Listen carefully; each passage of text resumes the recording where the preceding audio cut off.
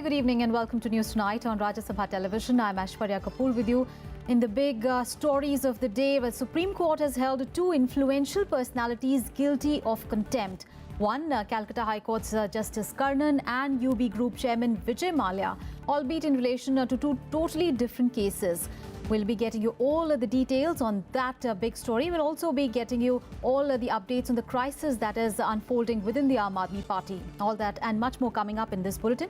But first up, the headlines. In a first, Supreme Court finds the sitting High Court Judge Justice Karnan guilty of contempt of court, sends him to 6 months in jail. Allahabad High Court calls triple talaq unsustainable, says it violates the fundamental rights of women in the name of personal law. Election Commission rejects Aam Aadmi Party's claim that EVMs can be tampered with, says a duplicate gadget was hacked in the Delhi Assembly.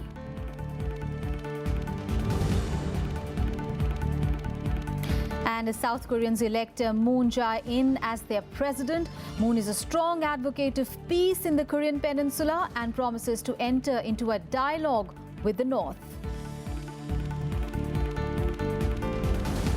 Our top story this evening: in an unprecedented order, the Supreme Court has held a sitting Calcutta High Court judge, Justice C.S. Karnan, guilty of contempt of court. The Apex Court also sentenced Justice Karnan to 6 months in jail. Now, a 7-judge bench headed by Chief Justice of India J.S. Khear said that the Calcutta High Court judge was guilty of contempt of the Supreme Court, judiciary and judicial process. This is the first time that a sitting High Court judge is being sent to jail by the Supreme Court on charges of contempt. Karnan, who was to retire on 8th of June this year, will spend the last month of his tenure as judge and 5 months thereafter in jail. As the hearing began, senior advocate Rakesh Dwivedi, appearing for West Bengal, said that a medical board had gone to Justice Karnan's residence, but he gave a letter saying that he was fit and of a sound mind.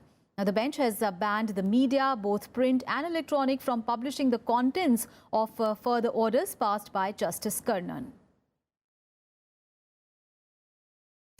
And the Supreme Court has also held businessman Vijay Mallya guilty of contempt of court for transferring $40 million to his children in violation of the court's order.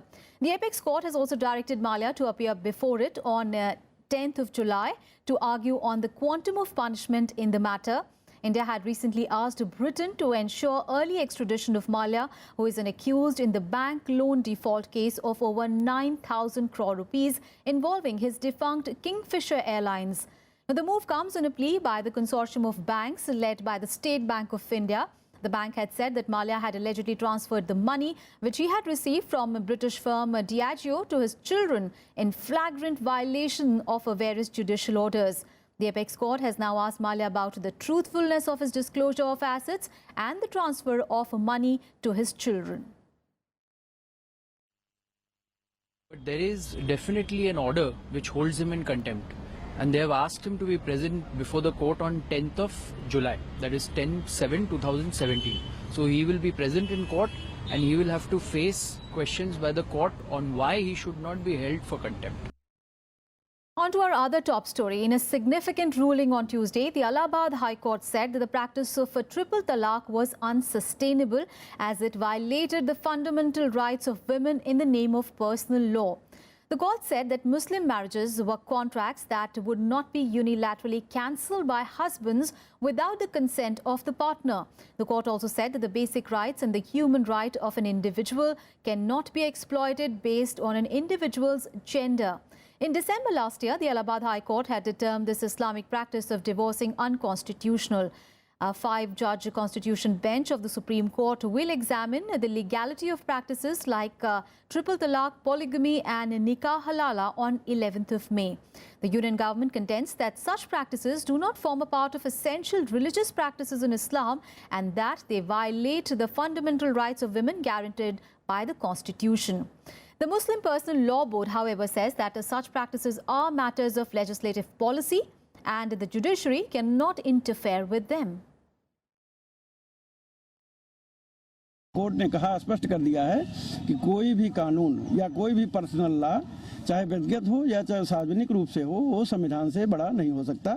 संविधान के दायरे में ही personal law लागू होगा और जो भी personal law के जो भी कानून संविधान का उल्लंघन कर रहे होंगे, अनुच्छेद का, मूल अधिकारों का, वो सब प्रभावी नहीं हो सकते, उनको लागू नहीं कराया जा सकता। Gender justice, equality for women and protection of rights should be the first yardstick.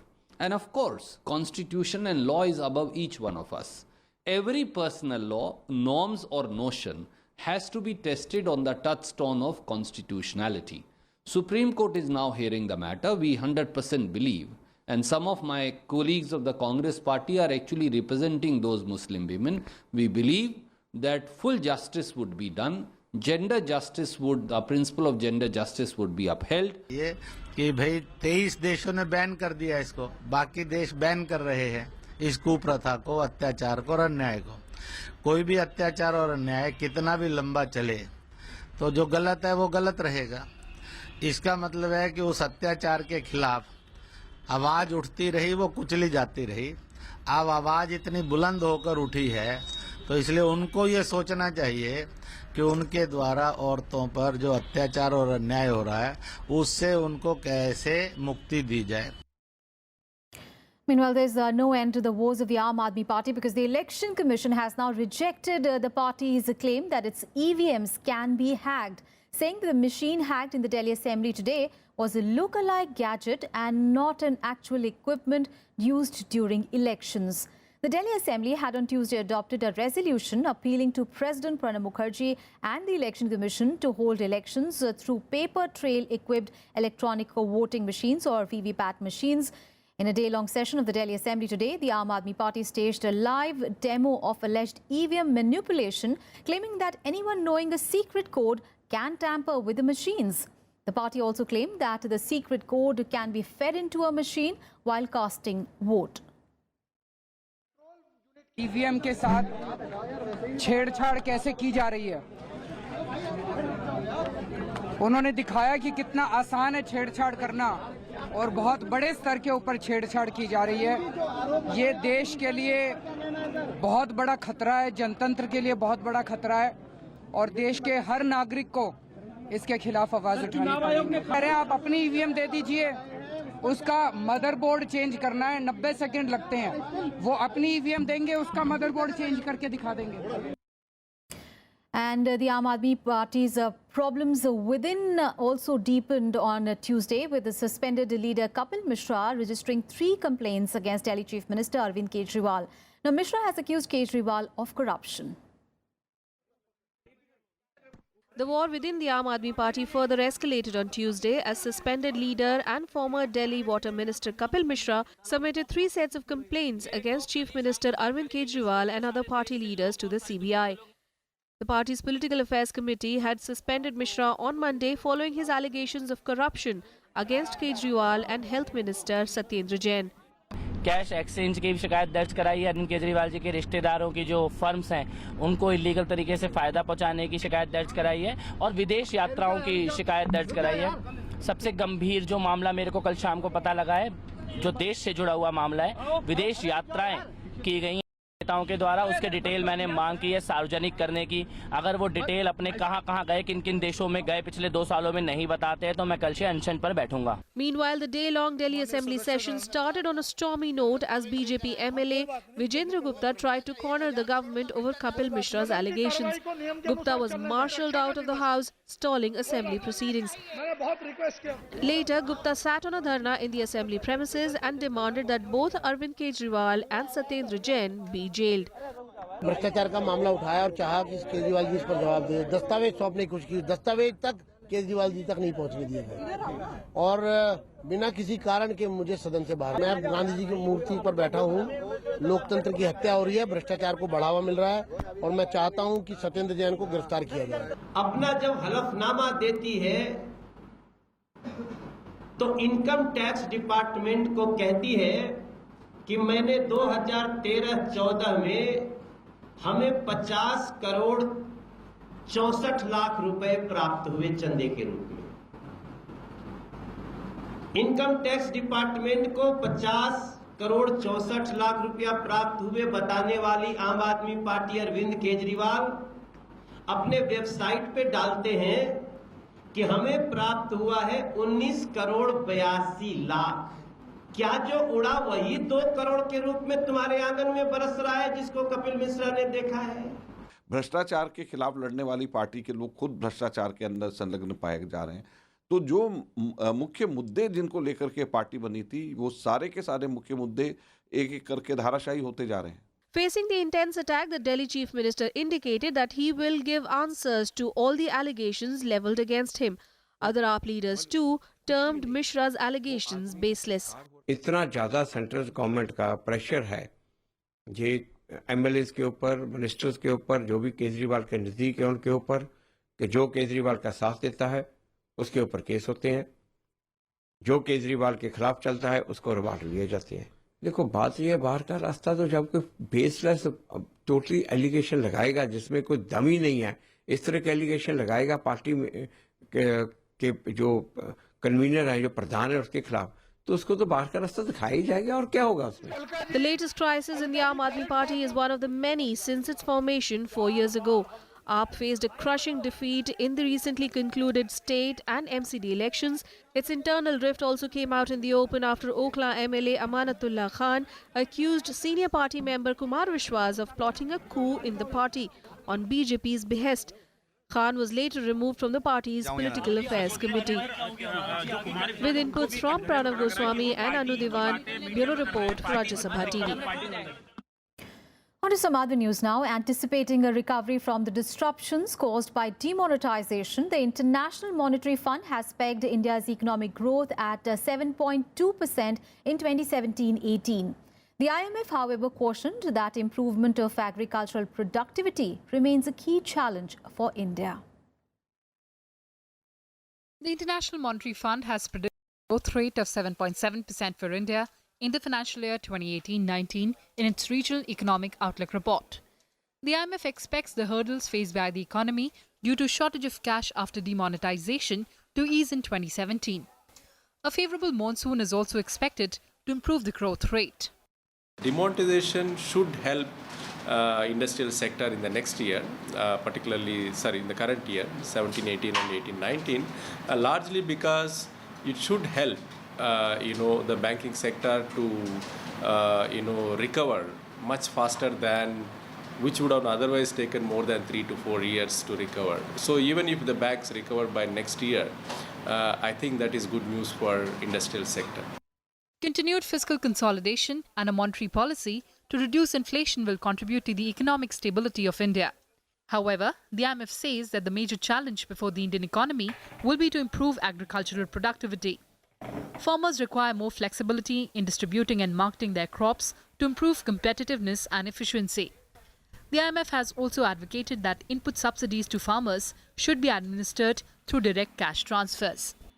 Definitely be creating the problem for the farmers because 65% of the people will be deeply impacted because the prices of the agricultural produce globally are going down and the cost of cost inputs as per our farming is concerned is very high.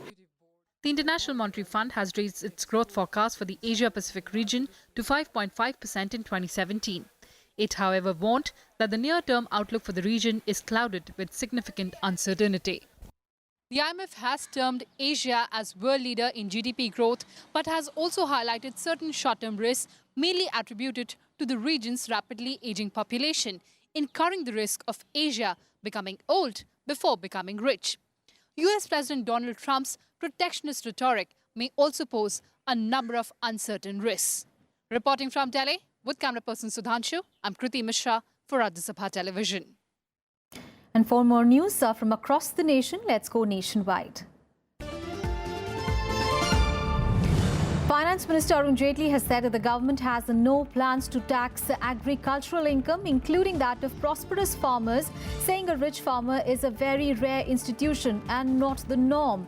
Niti Aayog member Bibek Debroy had last month stated that farmers should be liable to pay tax on their incomes at par with other citizens after seasonal fluctuations are adjusted. India has been unanimously elected as the president of the UN Habitat, an organ of the UN to promote sustainable human settlements across the globe. Housing and Urban Poverty Alleviation Minister M. Venkaiah Naidu will chair the 4-day meeting of the 58-member Governing Council of UN Habitat.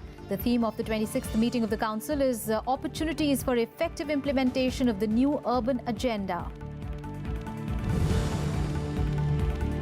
The public snub to a woman IPS officer by a BJP MLA in Gorakhpur on Monday seems to have snowballed into a major controversy, with the ruling party lawmaker deciding to stage a protest and the IPS officer's body condemning the incident as interference in law enforcement.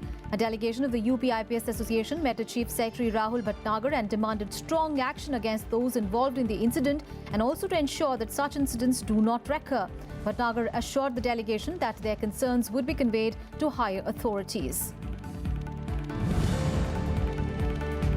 4 teachers of a school in Kerala were suspended in an alleged incident of removal of innerwear of a student before she appeared for the NEET exam on Sunday. Officials of the TISK English Medium School at Kovapuram said that the teachers allegedly responsible for the incident were suspended by the school 1 month.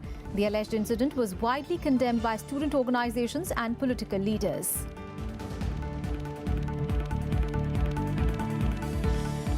In News Tonight, we'll take a very short break. Up next, we have all the international and sports news. Stay tuned.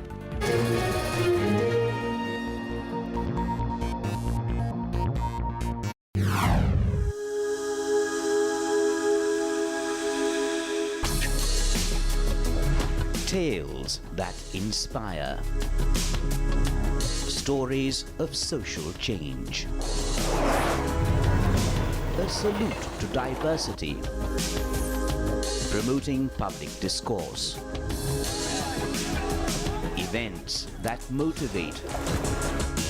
Inspiring the innovative spirit. Watch Rajya Sabha television documentaries.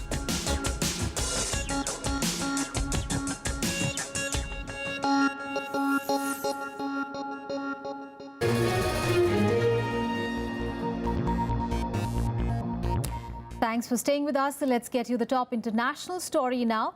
And South Korea elected a new leader on Tuesday, with Liberal candidate Moon Jae-in claiming victory in the presidential election. Exit polls have put Moon on course to get 41.4% of the vote, with his nearest rival getting 23.3%. Now, his 2 major challengers, Conservative Hong Joo-pyo and centralist Ahn Cheol-soo, conceded defeat on Tuesday, marking an end to a nearly decade of conservative rule.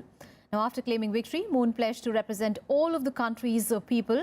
He is in favor of a greater dialogue with North Korea and hopes to bring a more conciliatory approach towards the neighboring nation. He has also talked of challenging the deployment of the US missile defense system THAAD that aims to counter a challenge from North Korea. Now, Moon was a strong proponent of the Sunshine Policy as well, which is an attempt to improve relations between the 2 Koreas from 1998 to 2008. He's expected to be sworn in on Wednesday after the Election Commission releases the official result. Now, the early election in South Korea was called after a corruption scandal led to the impeachment of former President Park Geun-hye in the month of March. 압도적인 국방력으로 북한의 도발을 시키고 동북아 평화 질서를 우리가 주도해 나가겠습니다. 한반도 문제 우리가 주인입니다. 우리가 주도해야죠. And Pakistani diplomat Sohail Mahmood is set to become Islamabad's new High Commissioner to New Delhi. Mahmood will replace Abdul Basit, who has completed his 3-year tenure in New Delhi. Mahmood is currently the ambassador of Pakistan in Turkey and served as the High Commissioner to Thailand before that. The appointment comes at a time when diplomatic ties between India and Pakistan are at a low over alleged Indian spy Kulbhushan Jadhav's death sentence. Now, Mahmood may take up his new assignment either at the end of this month or probably early next month. And the UN climate talks have begun in Germany's Bonn city, despite uncertainties about whether the United States will remain committed to the Paris Climate Accord or not. During 10 days of talks, officials will try on how to implement the 2015 Paris Agreement to cut carbon emissions, a treaty that former US President Barack Obama's government played a leading role in forging. But the Trump administration has sent just 7 participants to the key UN meeting, a smaller delegation than even Zimbabwe, underscoring Trump's deep ambivalence about the historic agreement. White House officials are expected to huddle on Tuesday to discuss the fate of the agreement, with the business leaders and the international community pressing the US to stay in the agreement and Trump's conservative allies urging an exit. Now, the May meeting of the UN climate talks body is normally a pretty low-key affair, but this is the first gathering of the delegates since Donald Trump was inaugurated as the US president. Now, some delegates say that US exit would be a body blow for the landmark deal. The Paris Accord calls for limiting the global average temperature increase since the Industrial Revolution to 2 degrees Celsius or less, a goal that has been called ambitious. Obviously, if you are not a party to the Paris Agreement, you will lose out. And the main losers, of course, will be the people of the United States itself. Because, I mean, all the interesting, fascinating new green jobs will go to China and to other parts of the world who are investing heavily in this. Already at this point, there's only 70,000 jobs in the coal industry of the United States, 400,000 jobs in the solar. So there is no doubt where the future is, and that's what all the private sector companies have understood. More news from across the globe in Global Buzz. An Indian priest kidnapped after an attack on a care home in Yemen's southern port city of Aden last year has appealed for help in a video recording carried out by a Yemeni news website. The priest said that his kidnappers had contracted the Indian embassy and the Catholic bishop in Abu Dhabi, but the response was not encouraging. Father Tom Uzunail was abducted in March 2016 when 4 gunmen killed 15 people. No group has claimed responsibility for the attack and the motive for the incident is still unclear. But President Abdul Mansoor Hadi has called it an act of terrorism. US media reports say that the US military and State Department are recommending sending at least 3,000 more US troops to Afghanistan to fight the Taliban. Military leaders would also regain the authority to target Taliban leaders with airstrikes under the proposals. US President Donald Trump has not approved the plan yet. It may also include a request that other NATO countries send 3,000 to 4,000 soldiers. Now, there are 13,000 NATO troops currently in the country, and 8,400 of them are American. Key members of the US-led coalition fighting the Islamic State group in Iraq and Syria met in Copenhagen on Tuesday to assess the campaign's next step as the jihadist caliphate collapses. After months of brutal street-by-street combat, Islamic State has now lost control of most of its stronghold of Mosul in Iraq, even as they become largely isolated in their Syrian bastion of Raqqa. Though officials warn that military action will continue for some time, they are quickening the momentum of the fight. The officials said that thousands more have traveled from Europe, including 1,000 from Denmark.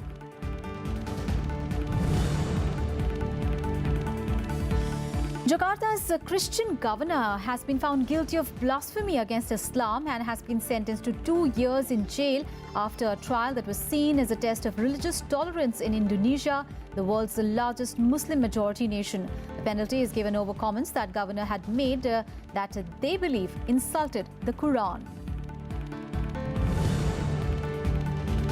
An explosion at a fireworks warehouse in Mexico has reportedly killed at least 14 people and wounded 22 on Tuesday. State government senior officials say that the blast occurred Monday night in a rural area of central Puebla state. The Puebla state government said that the explosion came during preparations for a religious festival that was to be held on 15th of May. Time now for all the sporting action. Here is the Sports Beat. Anthony Amelraj has lost the title clash of the ITTF event in the Brazil Open. He was beaten 12-14, 9-11, 7-11, 7-11, 5-11 by Brazilian C. Hugo. The 8th-seeded Anthony Amaraj has been in a good form recently, but had little chances against Hugo, who was the toast of the nation and also the tournament's top seed. But in the doubles category, Amaraj managed to win the title, partnering with Soumyajit Ghosh. Frenchman Jo-Wilfried Tsonga defeated Andrei Kuznetsov in a grueling contest to advance to the second round of the Madrid Open. 10th-seed Tsonga overcame his Russian opponent 7-6, 6-7, 6-5 and will next meet Spain's David Ferrer in the second round. Australian Nick Kyrgios also advanced to the next round after beating compatriot Marcos Baghdatis 7-6, 6-4. Eugene Bouchard beat Maria Sharapova for the first time with a score of 7-5, 2-6, 6-4. Madrid Open. The match was the most anticipated one, as Bouchard made comments in the Turkish media in April, calling Sharapova a cheater and saying that she should not have been allowed to compete again after her positive dope test. Now, Bouchard sets up a third-round clash with top seed Angelique Kerber. And Juventus is all set to face AS Monaco, holding a 2-0 lead from the away leg of their semi-final tie. Juventus are unbeaten in this competition this season without conceding a single goal in their last 6 Champions League games. Monaco was the last French side to reach the final in 2004 and would want to end Juventus' 4-year unbeaten home record in Europe. Monaco has never won a game in Italy in 7 attempts, while Juventus' record against a French team is totally exceptional.